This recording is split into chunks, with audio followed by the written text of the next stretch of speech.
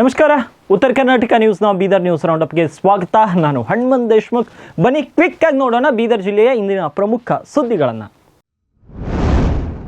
ಬಸವ ಕಲ್ಯಾಣದಲ್ಲಿ ನಿರ್ಮಾಣಗೊಳ್ಳುತ್ತಿರುವಂತಹ ನೂತನ ಅನುಭವ ಮಂಟಪಕ್ಕೆ ಪರಿಷ್ಕೃತ ಮೊತ್ತ 742 ಕೋಟಿಗಳಿಗೆ ಸರ್ಕಾರದಿಂದ ಆಡಳಿತಾತ್ಮಕ ಅನುಮೋದನೆ ನೀಡಿದ ಹಿನ್ನೆಲೆ ಕಾಮಗಾರಿಯ ಗುಣಮಟ್ಟವನ್ನು ಜಾಗರೂಕತೆಯಿಂದ ವಹಿಸಿ ಮುಂಬರುವಂತಹ ಮೇ 2026 ಒಳಗಾಗಿ ಲೋಕಾರ್ಪಣೆಯನ್ನಗೊಳಿಸಲು ಸಿದ್ಧತೆ ಮಾಡಿಕೊಳ್ಳುವಂತೆ ಬೀದರ್ ಜಿಲ್ಲಾ ಉಸ್ತುವಾರಿ ಸಚಿವರಾದ ಈಶ್ವರ್ ಖಂಡ್ರೆ ಅಧಿಕಾರಿಗಳಿಗೆ ಸೂಚನೆಯನ್ನು ನೀಡಿದ್ದಾರೆ. ಜಿಲ್ಲಾಧಿಕಾರಿಗಳ ಕಚೇರಿ ಸಭಾಂಗಣದಲ್ಲಿ ಬಸವ ಕಲ್ಯಾಣ ಅಭಿವೃದ್ಧಿ ಮಂಡಳಿಯ ನೂತನ ಅನುಭವ ಮಂಟಪ ನಿರ್ಮಾಣದ ಪ್ರಗತಿ ಪರಿಶೀಲನಾ ಸಭೆಯ ಅಧ್ಯಕ್ಷತೆಯನ್ನು ವಹಿಸಿ ಅವರು ಮಾತನಾಡಿದರು. 12ನೇ ಶತಮಾನದ ಶರಣರ ಅನುಭವ ಮಂಟಪ ಸಂಸದ್ ಇಡೀ ದೇಶಕ್ಕೆ ಮಾತ್ರವಲ್ಲದೆ ವಿಶ್ವಕ್ಕೆ ಮಾದರಿಯಾಗಿದೆ. ಈ ಹಿನ್ನೆಲೆ ನೂತನ ಅನುಭವ ಮಂಟಪ ಯೋಜನೆಯು ಜಾಗತಿಕ ಮಟ್ಟದ ಸ್ಮಾರಕವಾಗಲಿದ್ದು ಕಾಮಗಾರಿಯ ಗುಣಮಟ್ಟದಲ್ಲಿ ಯಾವುದೇ ರೀತಿಯ ತೊಡಕು ಬಾರದಂತೆ ಅಧಿಕಾರಿಗಳು ಹಾಗೂ ಸಂಪನ್ಮೂಲ ವ್ಯಕ್ತಿಗಳು ಮುಂಜಾಗ್ರತೆ ವಹಿಸಬೇಕು.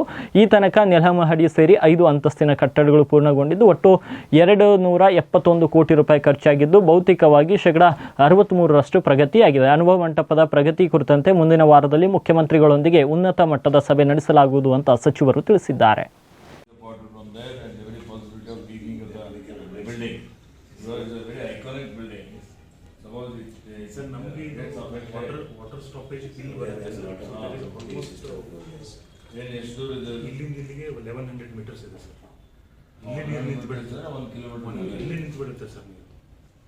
ರಿಟೈನಿಂಗ್ ವಾಲ್ ಏನು ಪ್ಲಾನ್ ಮಾಡಿದ್ರಿ ಈಗ?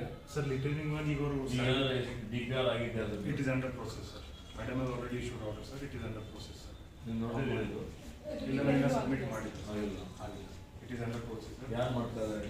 NPCC ಅಂತ ಇದೆ sir, national project construction corporation ಅಂತ ಸರ್. ಅವ್ರ ಮಿನಿಸ್ಟ್ರಿ ಆಫ್ ಜಲ್ ಶಕ್ತಿಯಿಂದ PSU ಇದೆ. It's A government agency government ಇದೆ ಅಂದರೆ ಅದೇ ಭಾಳ ಇದೆ ಅಂತಲೂ ಅಂತ ಎಲ್ಲ ಇದು ಬಿಲ್ಡಿಂಗ್ ಮಾಡೋದು it's not A great thing. ಇದು ಮೇಂಟೈನ್ ಮಾಡೋಂಥದ್ದು ಅಂದರೆ ಫುಲ್ ಇದರಲ್ಲಿ ಅಂದರೆ it should sustain it self. ನಾವು ಸರ್ಕಾರದ ವತಿಯಿಂದ ದುಡ್ಡು ತೊಗೊಂಡೋದಕ್ಕೆ ಮೇಂಟೈನ್ ಮಾಡ್ತೀವಿ ಅಂತಲ್ಲ, ಅಲ್ಲೇ ಜನರೇಟ್ ಮಾಡಬೇಕು.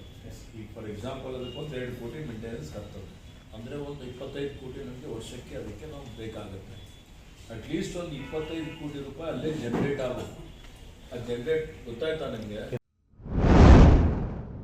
ಬೀದರ್ ಜಿಲ್ಲೆಯ ಹುಲ್ಸೂರು ತಾಲೂಕಿನ ವಿವಿಧ ಗ್ರಾಮಗಳಲ್ಲಿ ಪರವಾನಗಿ ಇಲ್ಲದೆ ಕಿರಾಣ ಅಂಗಡಿ, ಪಾನ್ ಶಾಪ್, ಸೈಕಲ್ ಅಂಗಡಿ, ಹೋಟೆಲ್ ಎಲ್ಲೆಂದರಲ್ಲಿ ಮುಕ್ತವಾಗಿ ಸರಾಯಿ ಮಾರಾಟ ಮಾಡಲಾಗ್ತಿದೆ. ಇದರಿಂದ ಬಡ ಜನರು ಹಾಗೂ ಸಾರ್ವಜನಿಕರು ಹಾಳಾಗುತ್ತಿದ್ದು ಯುವಕರ ಮೇಲೆ ದುಷ್ಪರಿಣಾಮ ಬೀರುತ್ತಿದೆ. ಈ ಹಿನ್ನೆಲೆ ಕೂಡಲೇ ಅಬಕಾರಿ ಇಲಾಖೆಯವರು ಅಕ್ರಮ ಮದ್ಯ ಮಾರಾಟಗಾರರ ವಿರುದ್ಧ ಸೂಕ್ತ ಕ್ರಮ ಕೈಗೊಳ್ಳಬೇಕು ಅಂತ ಭಾರತೀಯ ದಲಿತ ಪ್ಯಾಂಥರ್ ವತಿಯಿಂದ ಅಬಕಾರಿ ಇಲಾಖೆಗೆ ಮನವಿ ಪತ್ರವನ್ನು ಸಲ್ಲಿಸಿದ್ದಾರೆ. ಇನ್ನು ಇದೇ ವೇಳೆ ಮುಂದಿನ 3-4 ದಿನಗಳಲ್ಲಿ ಅಕ್ರಮ ಮದ್ಯ ಮಾರಾಟ ನಿಲ್ಲದಿದ್ದರೆ ಅಬಕಾರಿ ಇಲಾಖೆಯ ವಿರುದ್ಧ ಹೋರಾಟ ಮಾಡಲಾಗುವುದು ಅಂತ ಎಚ್ಚರಿಕೆ ಕೂಡ ನೀಡಿದ್ದಾರೆ.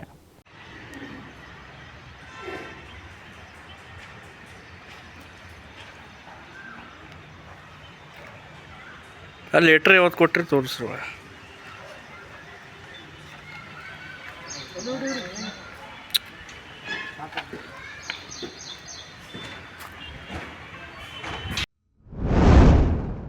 ಇನ್ನು ಭಾಲ್ಕಿ ಪಟ್ಟಣ ಸೇರಿದಂತೆ ಗ್ರಾಮೀಣ ಭಾಗದಲ್ಲಿ ರಾಜರೋಷವಾಗಿ ಅಕ್ರಮ ಮದ್ಯ ಮಾರಾಟ ನಡೆಯುತ್ತಿರುವುದನ್ನು ನಿಲ್ಲಿಸುವಂತೆ ನಮ್ಮ ಕರ್ನಾಟಕ ಸೇನೆ ಜಿಲ್ಲಾಧ್ಯಕ್ಷ ಗಣೇಶ್ ಪಾಟೀಲ್ ನೇತೃತ್ವದಲ್ಲಿ ಅಬಕಾರಿ ಅಧಿಕಾರಿಗಳಿಗೆ ಮನವಿ ಪತ್ರವನ್ನು ಸಲ್ಲಿಸಲಾಯಿತು. ಬಳಿಕ ಜಿಲ್ಲಾಧ್ಯಕ್ಷ ಗಣೇಶ್ ಪಾಟೀಲ್ ಮಾತನಾಡಿ, ಈ ಹಿಂದೆ ನಾವು ಅಕ್ರಮ ಸರಾಯಿ ಮಾರಾಟ ತಡೆಹಿಡಿಯಲು ಮನವಿ ಸಲ್ಲಿಸಿದರೂ ಕೂಡ ಇಲಾಖೆ ಗಂಭೀರವಾಗಿ ಪರಿಗಣಿಸಿಲ್ಲ. ಪಟ್ಟಣದ ಪ್ರಮುಖ ವೃತ್ತಗಳಲ್ಲಿ ಮತ್ತು ಗ್ರಾಮೀಣ ಭಾಗದ ಕಿರಾಣಿ, ಹೋಟೆಲ್, ಪಾನ್ ಶಾಪ್ಗಳಲ್ಲಿ ರಾಜರೋಷವಾಗಿ ಅಕ್ರಮ ಮದ್ಯ ಮಾರಾಟ ನಡೆಯುತ್ತಿದೆ. ಇದರಿಂದ ಯುವ ಪೀಳಿಗೆಗೆ ಕೆಟ್ಟ ಚಟಗಳಿಗೆ ಬಲಿಯಾಗ್ತಿದ್ದಾರೆ. ಅಕ್ರಮ ಮದ್ಯ ಮಾರಾಟಕ್ಕೆ ಕಡಿವಾಣ ಹಾಕದಿದ್ರೆ ಬೀದಿಗಿಳಿದು ಹೋರಾಟ ಮಾಡಲಾಗುತ್ತದೆ ಅಂತ ಎಚ್ಚರಿಸಿದರು.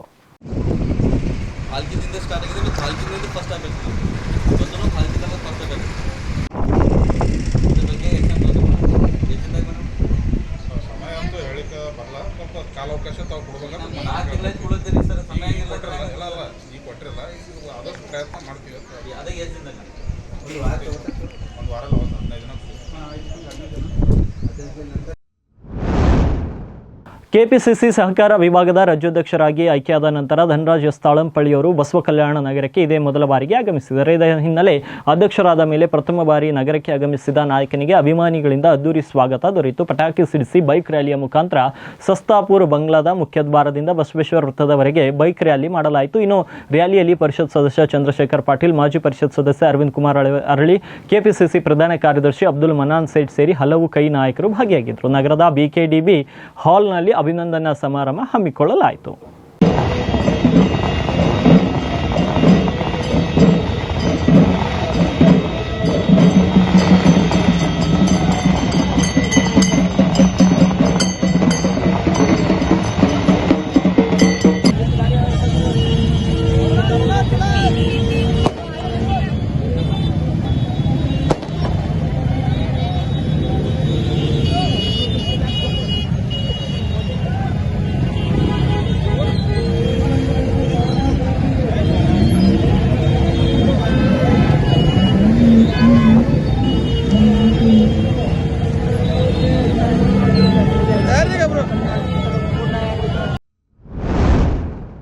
ಕೆಪಿಸಿಸಿ ಸಹಕಾರ ವಿಭಾಗದ ರಾಜ್ಯಾಧ್ಯಕ್ಷರಾಗಿ ಆಯ್ಕೆಯಾದ ಧನರಾಜ್ ಎಸ್ ತಾಳಂಪಳ್ಳಿ ಅವರ ಅಭಿನಂದನಾ ಸಮಾರಂಭದಲ್ಲಿ ರಾಜಶೇಖರ ಪಾಟೀಲ್ ಅವರು ಮಾತನಾಡಿ, ಸಹಕಾರ ರಂಗ ಗಟ್ಟಿಗೊಳಿಸಲು ಧನರಾಜ್ ತಾಳಂಪಳ್ಳಿ ಅವರಿಗೆ ನಮ್ಮ ಪಕ್ಷ ಜವಾಬ್ದಾರಿ ನೀಡಿದೆ. ನಮ್ಮ ಪಕ್ಷದಲ್ಲಿ ಹುದ್ದೆ ಸಿಗುವುದು ಅಷ್ಟು ಸುಲಭವೂ ಅಲ್ಲ. ಆದರೆ ತಾಳಂಪಳ್ಳಿ ಅವರ ಸಂಘಟನೆಯ ಶಕ್ತಿ ನೋಡಿ ಪಕ್ಷ ಅವರಿಗೆ ಜವಾಬ್ದಾರಿ ನೀಡಿದೆ. ಇವತ್ತಿನ ಬೈಕ್ ರ್ಯಾಲಿ ನೋಡಿ ತುಂಬಾ ಖುಷಿಯಾಯಿತು. ಸಹಕಾರ ರಂಗ ಹುಟ್ಟಿ 125 ವರ್ಷಗಳಾಗ್ತಾ ಇದೆ. ಈ ಸಮಯದಲ್ಲಿ ತಾಳಂಪಳ್ಳಿ ಅವರಿಗೆ ದೊಡ್ಡ ಜವಾಬ್ದಾರಿ ಇದೆ. ನೀವು ಅದನ್ನು ಸಮರ್ಥವಾಗಿ ನಿರ್ವಹಿಸಿ ಮುಂಬರುವವರಿಗೆ ಆದರ್ಶವಾಗಬೇಕು ಅಂತ ಮಾಜಿ ಸಚಿವ ರಾಜಶೇಖರ ಪಾಟೀಲ್ ವೇದಿಕೆಯಲ್ಲಿ ಹೇಳಿದ್ದಾರೆ. ಬೀದರ್ ಜಿಲ್ಲಾ ಕಾಂಗ್ರೆಸ್ನಲ್ಲಿ ಅಸಮಾಧಾನದ ವಿಚಾರವಾಗಿ ಬೀದರ್ನಲ್ಲಿ ಸಂಸದ ಸಾಗರ್ ಖಂಡ್ರೆ ಕೂಡ ಪ್ರತಿಕ್ರಿಯೆಯನ್ನು ನೀಡಿದ್ದಾರೆ. ಪಕ್ಷದಲ್ಲಿ ಎಲ್ಲರಿಗೂ ಸ್ವಾತಂತ್ರ್ಯ ಇದೆ. ಯಾವುದೇ ಕೆಲಸ ಆದರೂ 90% ಜನ ಖುಷಿ ಇದ್ರೆ 10 ಜನರು ಮಾತ್ರ ಅಸಮಾಧಾನವಾಗಿರ್ತಾರೆ. ಕುಟುಂಬದಲ್ಲಿ ಅಣ್ಣ ತಮ್ಮರ ಜಗಳ ಇದ್ದಂತೆ ಜಿಲ್ಲಾ ಕಾಂಗ್ರೆಸ್ನಲ್ಲಿಯೂ ಕೂಡ ಅಣ್ಣ ತಮ್ಮಂದರ ಜಗಳ ಇದ್ದಂತೆ ಇರುತ್ತದೆ. ಅವರಲ್ಲಿ ಯಾವುದೋ ಒಂದು ಸಮಸ್ಯೆ ಆಗಿರಬಹುದು, ಅದಕ್ಕೆ ದೂರು ಕೊಟ್ಟಿದ್ದಾರೆ. ಭಿನ್ನಮತವನ್ನು ವರಿಷ್ಠರು ಬಗೆಹರಿಸ್ತಾರೆ. ನಮ್ಮ ಪಕ್ಷದಲ್ಲಿ ನಾವೆಲ್ಲರೂ ಒಂದಾಗಿಯೇ ಇದ್ದೇವೆ. ಇನ್ನು ಸಿಎಂ ಅವರನ್ನ ಕೇಂದ್ರಕ್ಕೆ ಕಳಿಸ್ತಾರೆ ಅನ್ನೋ ವಿಚಾರವಾಗಿಯೂ ಕೂಡ ನಮ್ಮಲ್ಲಿ ಯಾವುದೇ ಜಗಳ ಇಲ್ಲ, ಎಲ್ಲರೂ ಒಗ್ಗಟ್ಟಾಗಿದ್ದೇವೆ, ಸಿಎಂ ಡಿಸಿಎಂ ಎಲ್ಲರೂ ಒಗ್ಗಟ್ಟಾಗಿದ್ದೇವೆ ಅಂತ ಸಂಸದ ಸಾಗರ್ ಖಂಡ್ರೆ ಹೇಳಿಕೆಯನ್ನು ನೀಡಿದ್ದಾರೆ. ಎಲ್ಲರಿಗೆ ನೋಡಿ, ನಮ್ಮ ಪಕ್ಷದಲ್ಲಿ ನಮಗೆ ಸ್ವಾತಂತ್ರ್ಯ ಇದೆ, ನಮ್ಮ ಪಕ್ಷದಲ್ಲಿ ಪ್ರಜಾಪ್ರಭುತ್ವ ಇದೆ, ಡೆಮಾಕ್ರಸಿ ಇದೆ. ಈಗ ಯಾವುದೇ ಒಂದು ಕೆಲಸದಲ್ಲಿ 100ರಲ್ಲಿ 90% ಜನ ಖುಷಿರ್ಬೋದು, 10% ಎಲ್ಲೋ ಒಂದು ಕಡೆ ನಾರಾಜಾಗಿರ್ಬೋದು. ಈಗ ಒಂದೇ ಪರಿವಾರದಲ್ಲಿ ನೀವು ನೋಡ್ಬೋದು, ಅಣ್ಣ ತಮ್ಮಂದರು ಯಾವಾಗಲೂ ಏನಾದರೂ ಒಂದು ಸಮಸ್ಯೆಯಿಂದ ಜಗಳ ಆಡ್ಕೋತಾ ಇರ್ಬೋದು. ಇದನ್ನು ಕೂಡ ಇದೇ ರೀತಿಯಲ್ಲಿದೆ. ಅವರು ಕೂಡ ಅಣ್ಣ ತಮ್ಮಂದಿರ ಪ್ಲೇನೇ ಇದ್ದಾರೆ. ಆದರೆ ಯಾವುದೇ ರೀತಿಯಲ್ಲಿ ಅವರಿಗೆ ಒಂದು ಸಮಸ್ಯೆ ಆಗಿರ್ಬೋದು, ಅದಕ್ಕೆ ಅವರು ದೂರು ಕೊಟ್ಟಿದ್ದಾರೆ. ಆದರೆ ನಮ್ಮ ಪಕ್ಷ ವತಿಯಿಂದ ಅವರು ಏನೇ ಒಂದು ಸಮಸ್ಯೆ ಇದ್ರೂ ಕೂಡ ನಮ್ಮ ವರಿಷ್ಠರು, ನಮ್ಮ ಹೈಕಮಾಂಡ್ದವರು ಅದು ಸಾಲ್ವ್ ಮಾಡ್ತಾರೆ. ಏನೂ ಚೇಂಜ್ ಆಗಿಲ್ಲ. ನಾವು ಈಗಲೂ ಕೂಡ ನಾವೆಲ್ಲ ನಮ್ಮ ಪಕ್ಷದ ಮುಖಂಡರು, ಎಲ್ಲ ಕಾರ್ಯಕರ್ತರು ಎಲ್ಲರೂ ಈಗಲೂ ಕೂಡ ನಾವೆಲ್ಲರೂ ಒಗ್ಗಟ್ಟಾಗಿಯೇ ಇದ್ದೀವಿ.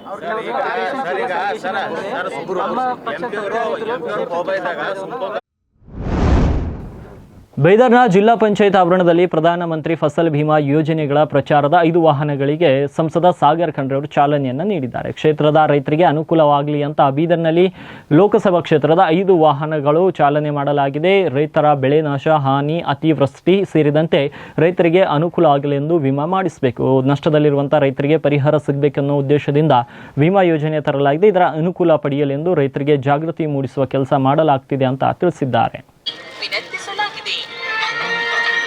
ಹೆಚ್ಚಿನ ವಿವರಗಳಿಗೆ ಶಾಖೆ, ಗ್ರಾಮ 1, ಕರ್ನಾಟಕ 1 ಅಥವಾ ಸಿಎಸ್ಸಿ ಕೇಂದ್ರವನ್ನು ಕೂಡಲೇ ಸಂಪರ್ಕಿಸಿ. ತ್ವರಿತವಾಗಿ PMFBY ಪ್ರಧಾನಮಂತ್ರಿ ಫಸಲ್ ಬಿಮಾ ಯೋಜನೆಗೆ ನೋಂದಾಯಿಸಿಕೊಳ್ಳಿ.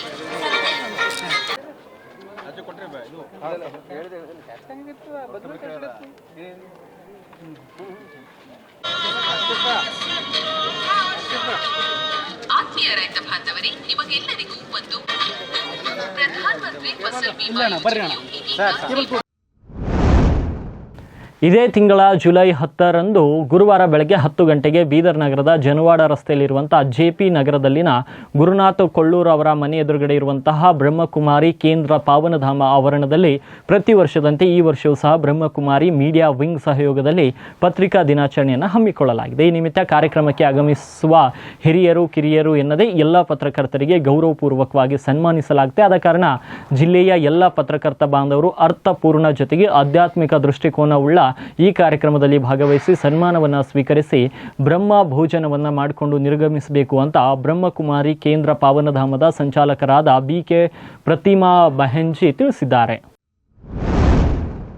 ಕರ್ನಾಟಕ ಲೋಕಾಯುಕ್ತ ಬೀದರ್ ಪೊಲೀಸ್ ಠಾಣೆ ವತಿಯಿಂದ ಜುಲೈ 10ರಂದು ಬೆಳಗ್ಗೆ 11ರಿಂದ ಮಧ್ಯಾಹ್ನ 1 ಗಂಟೆವರೆಗೆ ಪ್ರವಾಸಿ ಮಂದಿರ ಭಾಲ್ಕಿಯಲ್ಲಿ ಹಾಗೂ ಮಧ್ಯಾಹ್ನ 2ರಿಂದ ಸಾಯಂಕಾಲ 5 ಗಂಟೆವರೆಗೆ ಪ್ರವಾಸಿ ಮಂದಿರ ಕಮಲ್ ನಗರದಲ್ಲಿ ಸಾರ್ವಜನಿಕ ಕುಂದುಕೊರತೆ ಅಹವಾಲು ಸ್ವೀಕಾರ ಕಾರ್ಯಕ್ರಮವನ್ನು ಹಮ್ಮಿಕೊಳ್ಳಲಾಗಿದೆ ಅಂತ ಕರ್ನಾಟಕ ಲೋಕಾಯುಕ್ತ ಬೀದರ್ ಪೊಲೀಸ್ ಇನ್ಸ್ಪೆಕ್ಟರ್ ಅವರು ತಮ್ಮ ಪ್ರಕಟಣೆಯಲ್ಲಿ ತಿಳಿಸಿದ್ದಾರೆ. ಸಾರ್ವಜನಿಕರು ತಮ್ಮ ಕುಂದುಕೊರತೆಗಳನ್ನು ನೇರವಾಗಿ ಬಂದು ಸಲ್ಲಿಸಲು ಹಾಗೂ ಸ್ಥಳದಲ್ಲಿಯೇ ಇದ್ದ ಅಧಿಕಾರಿಗಳೊಂದಿಗೆ ಕೆಲಸ ನೆರವೇರಿಸಿಕೊಳ್ಳಲು ಅಥವಾ ಸ್ಥಳದಲ್ಲಿಯೇ ದೂರು ಅರ್ಜಿಯ ಫಾರಂ ನಂಬರ್ 1 ಮತ್ತು 2 ತೆಗೆದುಕೊಂಡು ದೂರು ನೀಡಲು ಅನುಕೂಲ ಕಲ್ಪಿಸಲಾಗಿದ್ದು ಸಾರ್ವಜನಿಕರು ಇದರ ಸದುಪಯೋಗವನ್ನು ಪಡೆದುಕೊಳ್ಳಬಹುದಾಗಿದೆ. ಹೆಚ್ಚಿನ ಮಾಹಿತಿಗಾಗಿ ಪೊಲೀಸ್ ಉಪಾಧೀಕ್ಷಕರು ಕರ್ನಾಟಕ ಲೋಕಾಯುಕ್ತ ಬೀದರ್ ಅವರ ಮೊಬೈಲ್ ಸಂಖ್ಯೆ 9364062571 ಮತ್ತು ಪೊಲೀಸ್ ನಿರೀಕ್ಷಕರು 4 ಕರ್ನಾಟಕ ಲೋಕಾಯುಕ್ತ ಬೀದರ್ ಅವರ ಮೊಬೈಲ್ ಸಂಖ್ಯೆ 9364062675ಗೆ ಸಂಪರ್ಕಿಸಬಹುದಾಗಿದೆ ಅಂತ ತಮ್ಮ ಪ್ರಕಟಣೆಯಲ್ಲಿ ತಿಳಿಸಿದ್ದಾರೆ.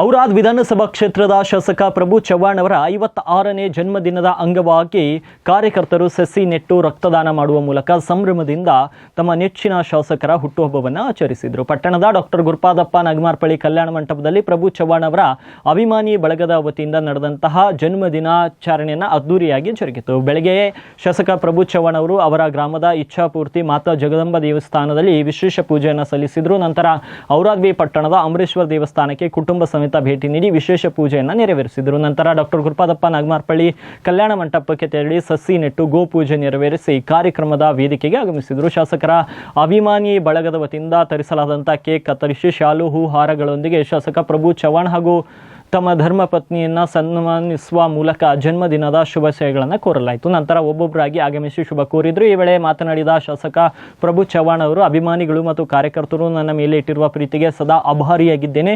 ಜನ್ಮದಿನಕ್ಕಾಗಿ ರೋಗಿಗಳಿಗೆ ಹಣ್ಣು ಹಂಪಲು ವಿತರಿಸುವುದು, ಹಳ್ಳಿಯಲ್ಲಿ ಸಸಿ ನೀಡುವುದು, ರಕ್ತದಾನ ಮಾಡುವುದು ಸೇರಿದಂತೆ ವಿವಿಧ ರೀತಿಗಳಿಂದ ಅಭಿಮಾನ ವ್ಯಕ್ತಪಡಿಸಿದ್ದಾರೆ. ಈ ಪ್ರೀತಿಗಿಂತ ನನಗೆ ಮತ್ತೇನು ಬೇಕಿಲ್ಲ, ಈ ಪ್ರೀತಿಗೆ ನಾನು ಆಭಾರಿಯಾಗಿದ್ದೇನೆ ಎಂದರು. ಇವಾಗಿದ್ವು ಬೀದರ್ ಜಿಲ್ಲೆಯ ಇಂದಿನ ಪ್ರಮುಖ ಸುದ್ದಿಗಳು. ಮತ್ತೆ ನಾಳೆ ಭೇಟಿಯಾಗ್ತೀನಿ ಬೀದರ್ ನ್ಯೂಸ್ ರೌಂಡ್ ಅಪ್ನಲ್ಲಿ.